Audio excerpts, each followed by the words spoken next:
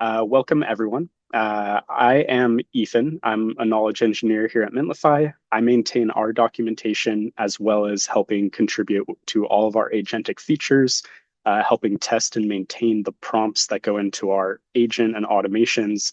And then I also, one of my favorite things I do is lead a lot of education sessions for both current existing users and people looking to learn more about Mintlify, which is what we're doing here today.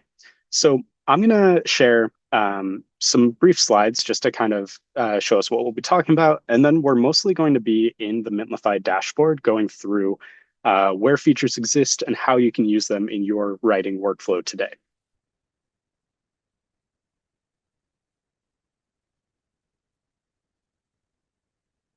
All right.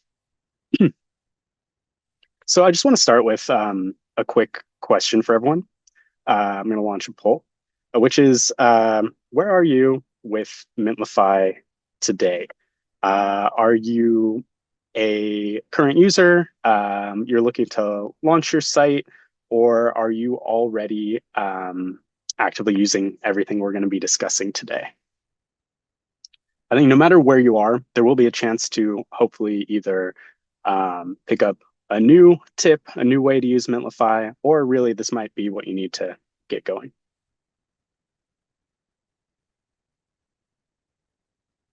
Okay.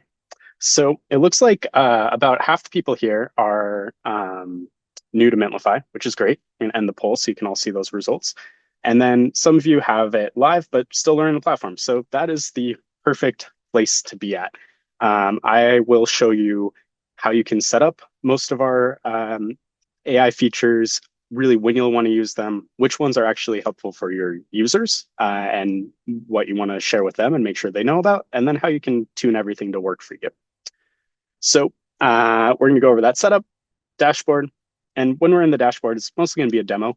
Everything I'm going to be doing is in my test organization, which has all the features of the starter plan. So if you've created your Mintlify account, everything that you see on my dashboard will be available to you. And then we'll have some time for a Q&A at the end. Okay, so at the highest level, this is how you go from not being on Mintlify to having a wonderful documentation site. I'm going to kind of assume for this that you have created a site. I saw some people mention that they're still evaluating, they haven't. So I'm not going to go over the account creation and the setup there. But what you're going to be doing is if you go to mintlify.com/start, it'll walk you through this. You create your Mintlify project. If you already have a documentation repository, you can connect it and either migrate it over, build new documentation site from that. Then you'll add any content you want and launch. You'll also see if you go to set up your account, we now have a feature where you can just describe your site. You can add any content and our agent will help build your site. If you want to start just from a template or you want to do things manually, you can skip this, but we've made it a lot quicker to get started with a new website. Okay, like I said, the slides are brief. We're actually going to go right into the dashboard now. So I'm going to show you my test organization. You can see it is about Mint since we are Mintlify. When you go to your Mintlify dashboard, it's going to land you on the editor. So this is where if you want to make any changes to pages or content, if you want to change how they're organized on your site, if you want to make just some private pages you're using to keep track of your work within Mintlify, you can do that here. And then you can switch to publishing. This controls what your end users will see. So for example, if we go to my live site, you can see that the layout of the pages here matches what we'll see here. But we're going to spend most of our time today in the settings menu. So if you click this gear icon, you're going to see all of the ways that you can configure and manage your site. And we're going to go through the assistant, the agent, automations, and then the admin MCP. So first off, the assistant, some of you who have launched your site may already be familiar that this is live on your site and it's for your users to ask questions from your documentation. So here's the chat input panel. I could ask it something just kind of goofy for my test site where um, it's not necessarily going to give a response because uh, it's not about documentation. So if you have people who are asking irrelevant questions, they're not going to do it. If we go to the Mintlify site, for example, and I say, how do I embed the assistant widget on my app? This is going to give a more robust answer based on the content in the documentation. So it's querying from your site rather than doing a web fetch and pulling whatever is off in training data for the models. And you can see that it gives me a little, in this case, I'm asking how to embed this assistant. It's on your documentation site on Mintlify, but you can also embed it in another web app if you want. It gives me a code snippet to start how I'm going to do that. It links me to a page for more information. So this is a way that your users, even if they don't navigate to a particular page or if their search result doesn't get them exactly where they want, if they have a question and they can ask it on your site, can generally direct them where you want to go. But you can customize it in ways to make it even more helpful. Going back to our assistant page.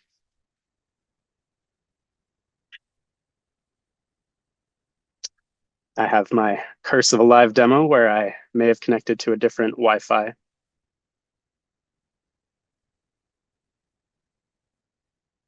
Well, I'll give you an overview while that loads, is that you can see that the assistant is giving people links to more pages. However, in the example I gave you on my site where it's content that is not available, if you want to direct people to have more support, you can connect them to your specific support path. I will show you in a minute, but you'll be able to give either an email URL or create a support form where people can tell you who they are, what they encountered, and it will direct them through that proper escalation path. Yep. So you have some options there where it can be let people just directly email your support team, or you can create a link where they will then, if you have another platform you use or a dedicated page, you can send people directly there.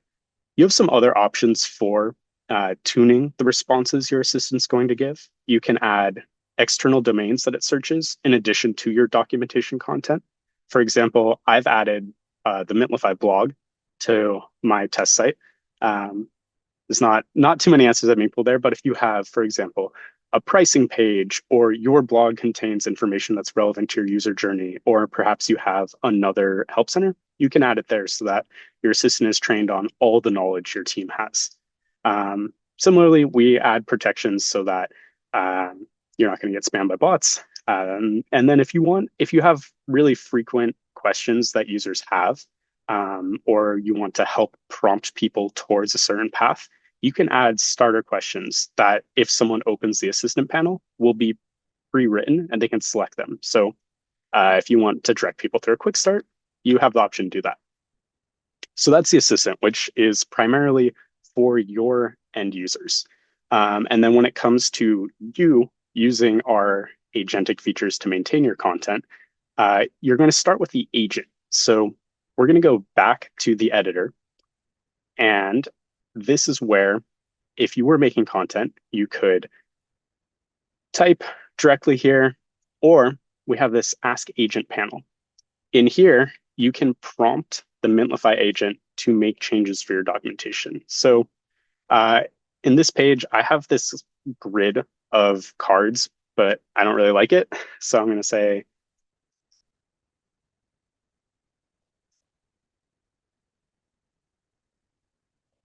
and it will start a job to make that update. You can also use it to prompt anything you need, more complex. So this is just reorganizing things. However, if you want to do a agent run that is over a lot of content or on a schedule or repeatedly, we have automations which will trigger the agent to run in the background in response to either a specific time that you set or a specific event. To access those, we're going to go back to the settings menu and click automations. So here you can see that we have some default automations that you can enable by turning on these toggles. I currently have them all disabled, and we're going to turn on two of them. They're grouped into these maintenance automations, which is more about maintaining the quality of your content, and then also the self-updating ones, which add new content. The one that most people use is update from code changes. I'm going to enable it. And because this is the first time enabling it, there are some settings that I need to choose. Uh, you can choose between having a trigger be, like I mentioned, a custom schedule, or anytime code changes in a connected repository. I recommend using a schedule, at least when you're first enabling these, so that you know when your automation is going to run. You can build it into your review cycle. Also, depending on how code is shipped into these context repositories, if your team is merging PRs many times a day, it could be a little noisy. And I've found for my review cycle, running it daily or on some schedule like that is much more effective for me. However, you might like having it run anytime code is merged, depending on how you want documentation updates to flow from code changes. So for this custom schedule, I'm actually going to change it to daily. I think twice weekly, given that my test org doesn't have that many changes, would be too much. So this tells me it's next going to run on Friday at 9 a.m. in my time zone. And then for the repositories, this is where I would select the source that is going to trigger these updates. I'm going to choose one of my connected repositories. So anytime a pull request would merge in this repository now, when the trigger happens for this automation at 9 a.m. Pacific, the agent will build context from those changes and then evaluate whether it warrants updating the content in my repository. If no changes are needed, the run will just finish without anything for you to review. However, if it does want changes, you have a couple options of whether it should merge automatically or if you want to open pull requests. In general, I encourage people to use pull requests when they are first trying automation so that you can review it, make sure that you are getting output that fits with how your team works. If you ever do see something that you want to modify, you'll notice I went back to the automation. You have this option to add an additional prompt. So because everyone's content has so many edge cases and nuances, our general automation workflow won't account for absolutely everything, but you can tune the prompt here. For example, in the Mintlify documentation, I've added some rules on how to verify specific features have shipped based on how we do feature flags, so that it will check that a feature is truly live and has the flag enabled. Not everyone who uses Mintlify uses the same feature flag system. So that's why I add it as an additional prompt rather than having it be something that goes into the prompt for every single user. For now, though, I'm not going to add any additional prompts because I want to see what the output would be, and then I'll update it from there. So this automation would be adding new content. I also want to make sure my content stays well written. I personally do not like doing SEO maintenance, which is part of why we built the fix SEO issues automation. I will enable that. I'm going to have this one run only on Fridays.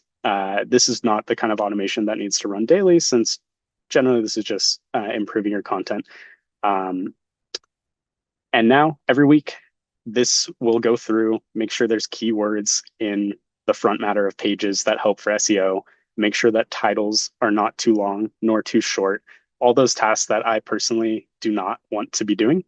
And then I can also choose here, do I want the automation to make a pull request and have me review it, or just update it? And I'm going to have it just update in this case. So now at this point, we have two automations enabled, one of which would automatically merge the SEO issues, and one of which will require my review when it opens a pull request. I'm going to, I saw that there was one question in the chat. So I'm going to pull that up in just one moment. Uh, Okay, sorry, we'll address that one later. While we're on the automations page, before we move into discussing the last feature, MCPs, I want to point out that we have our Slack integration available to you from the automations page. So I showed you how to use the agent in the editor previously. However, you can also use the agent through Slack. You'll connect it here, connect your Slack organization, and then if you want to get notifications based on automations, you can choose to have those in channels. For example, I have a Docs automations channel where anytime an automation runs, I'll get an update. This might be similar if you use GitHub or GitLab, you may already have notifications like that set up. It's a way to be able to keep an eye on what work is happening in your main communication space. You can also choose how the agent works if someone asks it to make an update in Slack, either create a pull request or pushing directly to main. For most people, I'll always recommend creating pull requests. I think it's very important to review the work that an agent produces on your behalf. But if you're very comfortable just making quick updates, you can have the agent push to main, assuming your GitHub or GitLab or Bitbucket organization allows for pushes directly to main. Okay, and then finally, for anyone who is using additional AI tools like Cursor, Claude Code, Devin, we have an admin MCP. So you can connect your Mintlify organization to these tools so that all the actions in the dashboard that I've been showing, you can have an AI tool take on your behalf. We have one-click installs for Claude, ChatGPT, and Cursor. Uh, if you use other tools, there's a bit of setup you'll need to do, but you just add for their MCP server. Depending on your organization's security requirements, you may have to work with your team there to allow certain coding agents. But generally, that's only if you're using something more obscure or something bespoke. And then once you connect these tools, you will be taken to uh, whatever platform is. I chose the Claude one here. You would connect it, and then if you ask your Claude Cursor ChatGPT agent to do something in the Mintlify dashboard, it will be able to use the MCP to do that. So I showed maintaining an automation. You could have Claude build an automation for you or update the additional prompt. So if you're reviewing a PR and realize like, oh, I want this to behave a little differently, you could tell the agent how you want to see the results look next time. And then it will make those updates for you with your permission. Okay, so I know we have gone over quite a bit, so I'm going to return us here for a quick summary. We went over these four features: the assistant, automations, the agent, and the admin MCP. The assistant is primarily, it's for your users. They can ask questions. It's helpful to make sure that they know about it. So if you first launch your Mintlify site, and it's helpful to let people know like you can now directly ask questions. More and more people are coming to expect this. It's becoming a way like most websites that you and I encounter have these chat interfaces. But if it is new, it's something good to share with people so that they can see how they like using it for themselves. And then beyond those questions, we didn't go over this specific automation, but if you go back to your dashboard later, you will see that one of the default automations updates your content from assistant conversations. So as your users ask questions, if there ever is something that they don't find the answer for or that someone's getting frustrated, you can have an automation that will automatically fix your content for that. And we talked about the agent. So this is how you use Mintlify's AI features to maintain your content.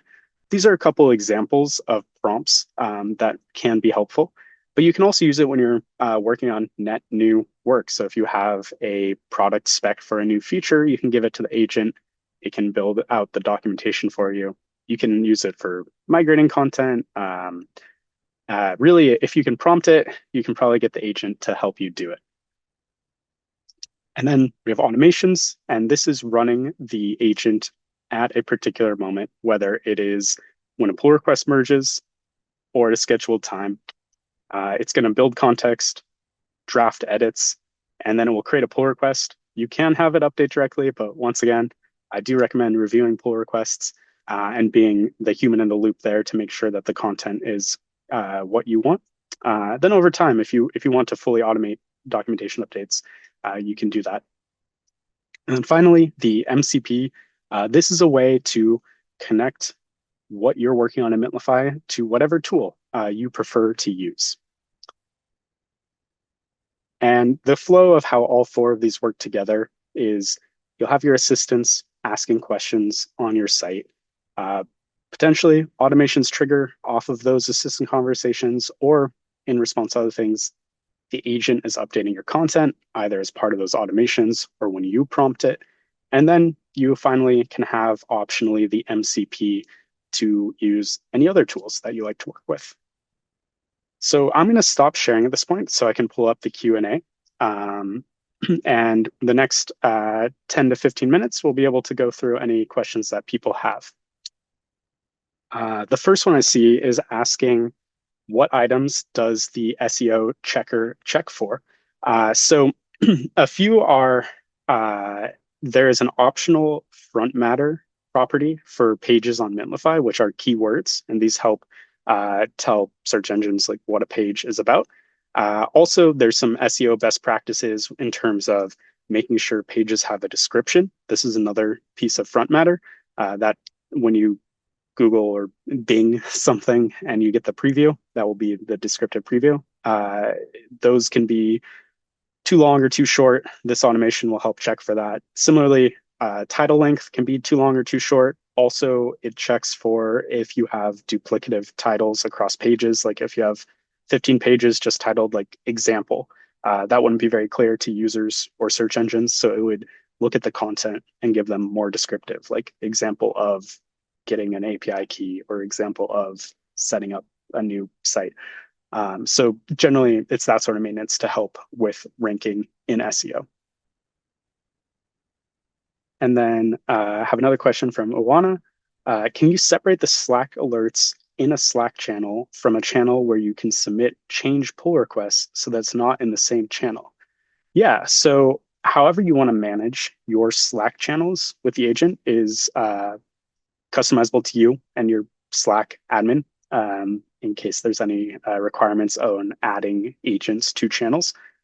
So you could set up a channel like documentation updates or something, and that would be where people tag the agent to make those changes. And then you have another channel like docs alerts or something where it streams in notifications about automations. If you wanted to combine it and have it all happen in one because you prefer a more consolidated approach, you would just set up the notification channel to be the same one.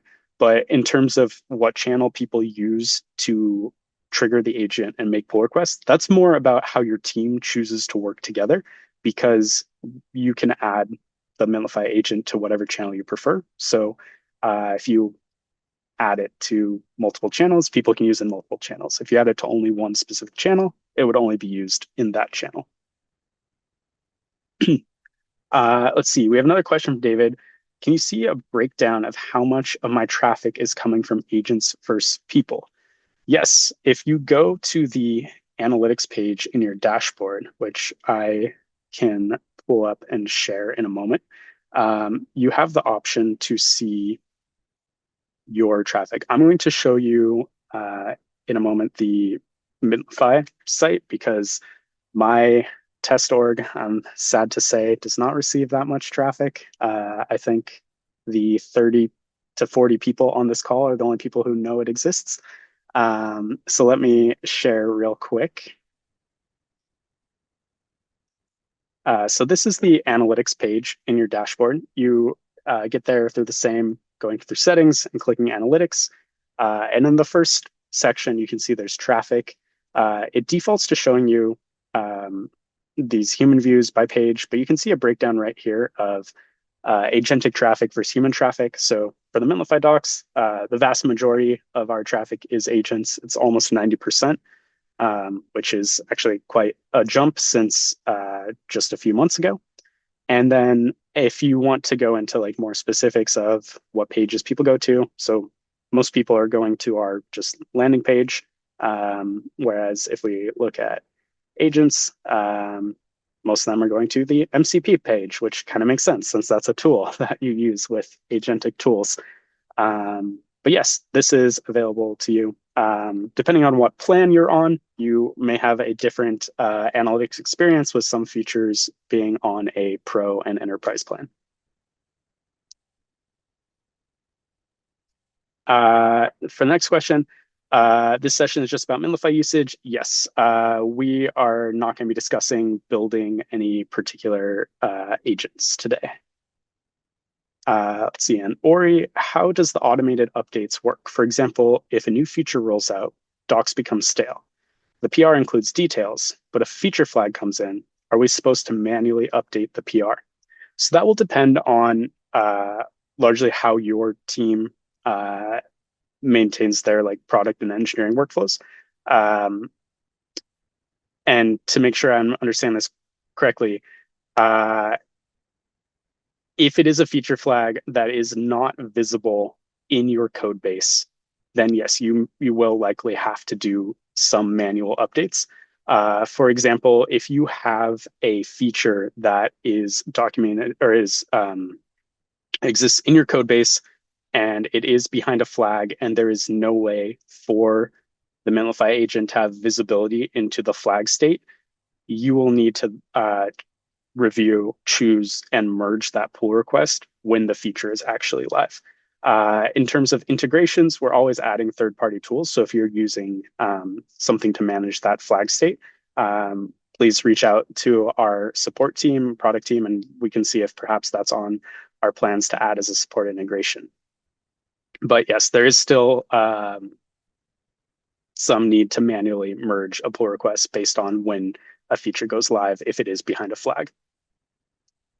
And then from Jesse, are there any ways for us to optimize search functionality within the site? We're getting reports from users that the search bar isn't necessarily pulling articles that are relevant, or they'd like to see more related options. Yeah, there's a couple options there. So one way to do this is you can actually bias certain pages to appear more in search. We have the search boost front matter. You can give higher weight, for example, if you want your quick start or you have a really important troubleshooting guide, you can weight that heavier so that it appears in more search results or it gets favored over others. Similarly, you can give a lesser ranking. So if it's like a more edge case troubleshooting guide and you don't want it to show up as frequently, you can deboost the search rankings. In terms of related options, you for individual pages, you can add related pages to the bottom. That's a feature in the settings. In terms of relevant search results, this sounds like it might be a bigger conversation than just the webinar. So I'd encourage you to reach out to our team and we can find a way to discuss like that particular situation. But if it is individual pages that you want to rank better, starting with a search boost is one of the quickest ways you could make an impact on those pages.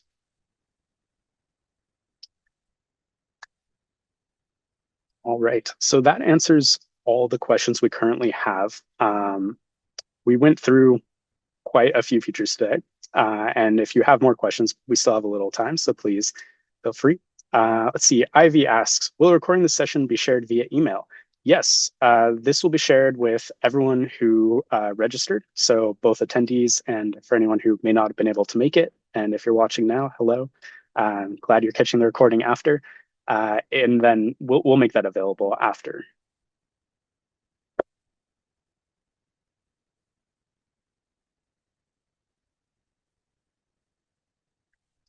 Wonderful. But thank you everyone for coming today. You can also think of this as the start of a conversation. I'm always happy to chat about Mintlify and documentation, as is the rest of our team. So please feel free to reach out to us. We actually just launched a new subreddit for Mintlify. It's Reddit /r/Mintlify official. So if you have questions or just want to share anything you've been working on there, that's one option. Or you can find a lot of our team on X, as well as some of you may have um, been in contact with us already. So please, any questions you have, we're always happy to chat. And thank you so much for attending today.